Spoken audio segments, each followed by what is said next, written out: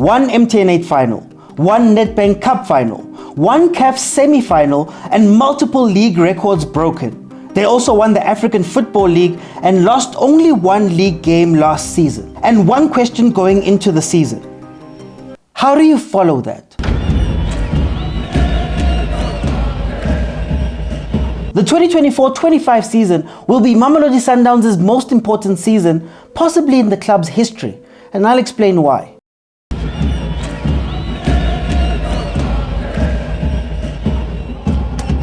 This upcoming season marks 9 years since the last time Mamelodi Sundowns won the CAF Champions League. A crowning moment for South African football, but something they haven't been able to replicate. Since the time they won it, they haven't been able to make it back to a final. And it seems like the club is desperate to try get back to that glory.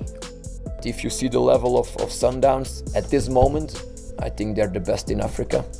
Sundowns is widely regarded as one of the best African teams over the past 10 years. The only problem is their peers, namely Ahly and Wydad Casablanca, have won the CAF Champions League multiple times over the same time period, and have also won Africa's premier competition multiple times over their club's histories. So it's understandable that the clock is ticking at Glorkop. There's no guarantees about how long you'll be at the top, so you have to capitalize while you are there. Sorry to interrupt this video, but I need a little bit of your help. If you're watching this on YouTube, you can probably see my subscribe account. And if you can, I'd be very grateful if you would subscribe. That is actually the best way to support this channel, because the bigger that number is, the better it looks to potential guests and other brands and companies that I will approach for sponsorship. It may seem like a very small thing to ask for, but it actually helps with all of this. Thank you very much. Let's get back to the video. We just came back from Egypt a few days ago, so yeah, it is what it is. It's the schedule that we have to face. This season, Mamelodi Sundowns faces a very interesting task. They have so many games ahead of them this season. They will be taking part in the CAF Champions League, the Betway Premiership, the MTN 8, the Nedbank Cup, the Carling Knockout Cup, and also a rumored to be expanded African Football League. And perhaps most importantly is the Club World Cup that will be happening at the end of the season. 32 of the best teams from around the world coming together to decide who is number one. And it's a chance for them to make a statement not only of where the club is, but also one for South African football and African football as a whole.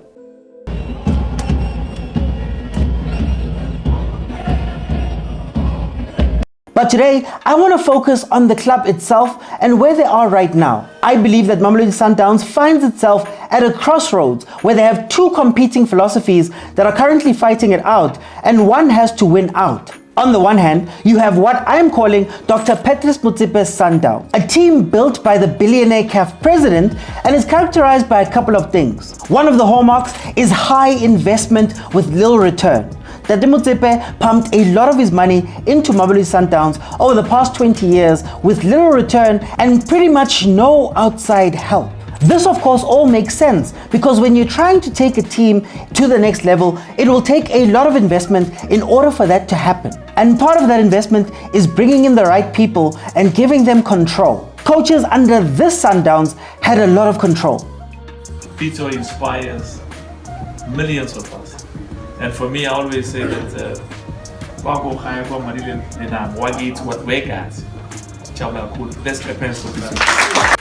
Coach Pitso Mosimane basically built a structure that is still standing today, but at the time was basically up to him. The role of the technical director was a diminished one in this time, and they served merely as the operations side for the coach, going out and getting the things done as per the coach's requests. Again, this makes sense because you need someone to build it in an image so that you can go forward and then make it better. And this is a job that Coach Pitso did very well. Another big point for this Mamelodi Sundowns team was for them to grow the coaches internally, nurture the talent, and have long-term succession plans so that should any of the coaches leave, somebody's ready to step in who has a decade or more with the club. Where's Rulani? And where's Wendell? Come Wendell. You know, look, Minister, this is a South African outfit. If you look at a coach Rulani and a coach Manqoba, they had both been at the club from at least 2013, which means currently in 2024, that's over a decade of experience that you'd have in those coaches. It was run like a family. Everybody sat around a communal table and exchanged ideas as a family would. And it's very hard to move off of them. Now, this philosophy seems to be at odds with the modern day Mamelodi Sundowns that Chairman Patrice Motsepe is building, taking the wins from his father's team and moving them into the future. In his vision, he's bringing in different stakeholders who are external to the club. If you think about a sponsorship with Red Bull, if you think about a strategic partnership with Rock Nation, and even other different but related internal initiatives like the Sundowns funeral plan, you can tell that diversification is key for Chairman Kloppy, and growing a club that's bigger than itself is one of his key goals.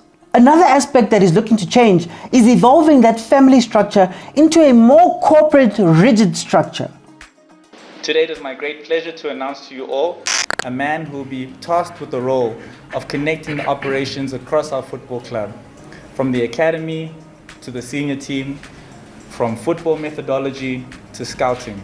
Flemingberg, Sundowns' technical director, has been given more powers and more control. He plays an immense role when it comes to transfers, when it comes to the structures of the club, and manages it all from a higher level within the club, unlike the previous regime where everything started from pitch level and went up. It seems that going forward, a lot of the people that come in will be hired guns, guys who are there to do a job, get assessed, and get relieved of their duties should they not reach the expectations. Gone are the days where the tight-knittedness of the Sundowns team made it very hard to move off of certain people, and someone leaving was akin to a family member dying. And that is an indication of the ruthlessness that has started to be implemented at the club. One of the best examples of this ruthlessness in action is the axing of Coach Rulani even after he had one of the best seasons ever recorded in South African football.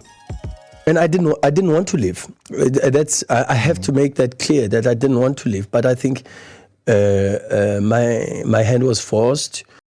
According to a club statement, the decision was taken by the board after taking into account the objectives and expectations from that season. So it seems that at least publicly, the club is setting the standard really high. And this season is the real test to see if this was all real or maybe just a hoax to get one of the coaches out. And this year hinges on one man. I can advise you to say Coach Manqoba.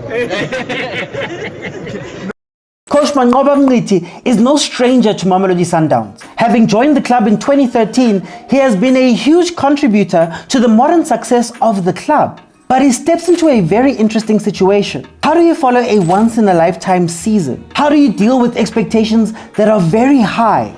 He is stepping in after a once-in-a-lifetime season that has seemingly reset the standards at Mamelodi Sundowns. And though he may not be expected to repeat what happened last season, he at the very least needs to maintain that very high standard. And the club has made it clear that last season was incredible, but it was still not enough. They celebrated all of the records that were broken, but only have 2 trophies to show for it. So at the very least, he will need to bring home some major silverware, either in the form of a league and 1 or 2 local trophies. A tough task, seeing as Jose Rivero doesn't want to let them go and has completed the double twice in his 2 years in the league. Or he needs to go for the big one, the CAF Champions League, a trophy that has only been won twice in South African football history. Once with Orlando Pirates in 1995 and then again by Sundowns in 2015. To give you more context, South African teams have only played in 5 Champions League finals in the competition's history.